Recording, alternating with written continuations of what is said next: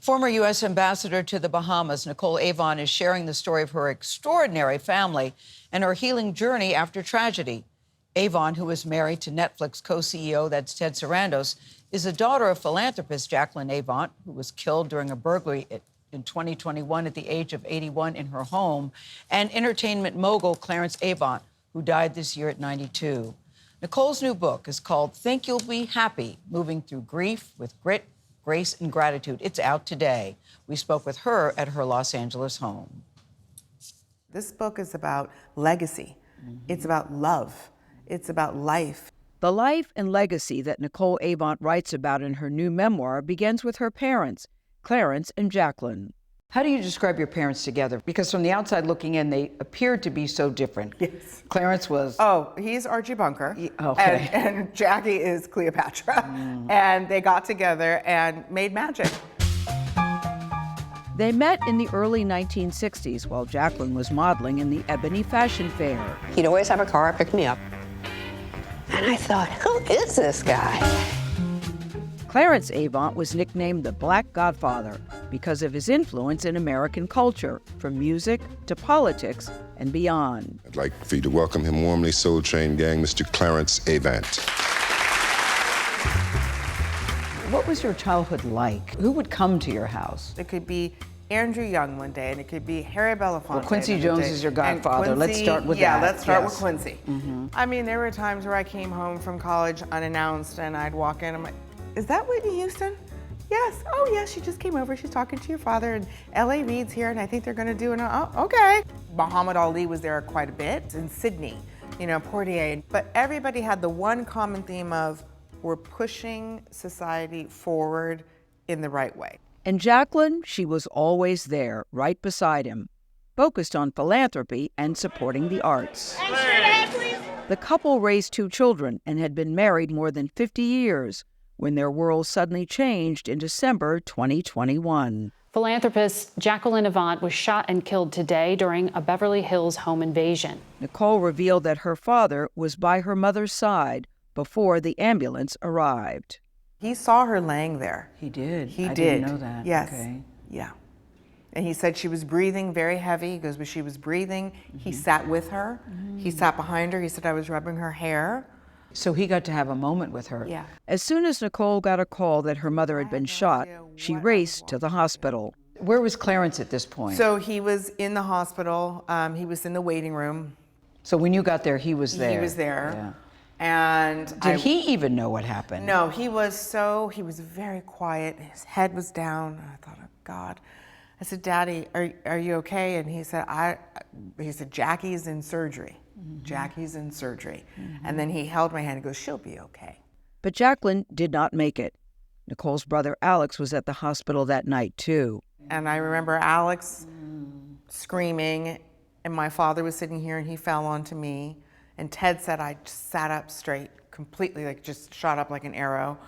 And then I started delegating. I really felt that I was Jackie in that moment of, you go here, Ted, get in the car with my dad.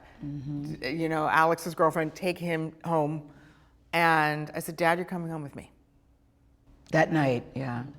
And he came home with you that night. And he never left, no. The book's title, Think You'll Be Happy, was inspired by the final text Nicole received from her mom. At the time, it was about a sweet potato pie that Jacqueline wanted her to try. But since then, it's taken on a new meaning. Now, Think You'll Be Happy is my mantra from my mom. Her last words, I believe, because I don't believe in coincidences, and out of all the things that she can say to me before somebody broke into her house are the words, okay, think you'll be happy. Because my mom was big on your words and your thoughts do create your life. Yeah, they have great power. Yeah. They have great power. They help shape your life. And then at the end of the day, people always ask people in this situation, have you forgiven? And where do you land on that? For me, I forgive, but for me. I cannot carry the anger and the resentment and the fury, because it's just a dead weight in my heart. Yeah. And I have to protect my soul. So forgiveness is really always for the person that's forgiving, not condoning the behavior of another person, not trying to go and reconcile with the other person necessarily. Sometimes you do, sometimes you don't. When I was reading your book, I have to say, I don't know if I got embarrassed, the things that people should not say in times, because honestly, Nicole, I think I've said every one of those things. What are the things that people said to you that were not helpful, that I confess we all have done, and the things people can say that would be helpful? Well, I think, the first thing is, please tell me what to do. Please tell me what to do. I can't take another thing on. I can't think of what you should do. And I look back at many texts in the last few years where my friends have lost parents, or friends are grieving something.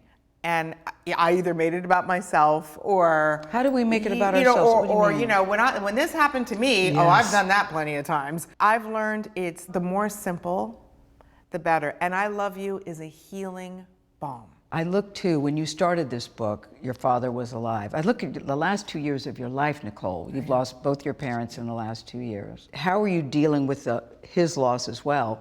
But I think what a gift you had that you could spend the last year of his life with him in the way that you did it. And he helped me finish this book. How so? Because he knew I was writing.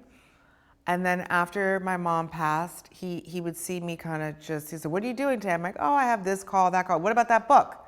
I go, I'm gonna finish it later. He's like, I want you to write about Jackie. He did. Yeah. And he said, and I love the way he said Jackie. And he said, you have an obligation to tell a story. Today, Jacqueline's story includes the Jacqueline Avant Children and Family Center, named in her honor earlier this year. The center provides physical and mental health care to children and families in South Central Los Angeles, a cause very close to her heart. And you hope people at the end of the day will get what out of this book? Because grief is going to happen to all of us at some point. I hope that people really take away from this book that it's really about life and living life to the fullest. My dad would say, you come with a number and you end with a number. What are you doing with your dash? It doesn't matter if your dash is 20 years, 10 years, 50 years, 100 years. What are you doing with that dash?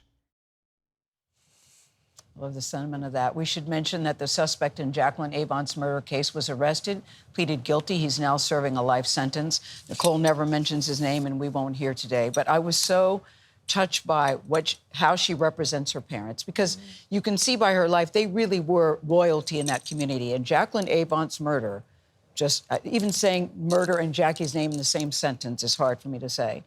She was the epitome of class and grace. This knucklehead broke in the house, and unfortunately took her life. And they had a celebration to celebrate Jackie and Clarence last week in Los Angeles. Yeah. And Nicole, she's making her parents proud. One of the wisest people we've had on, for sure. I have to watch that again. So many gems. Yes. Well done.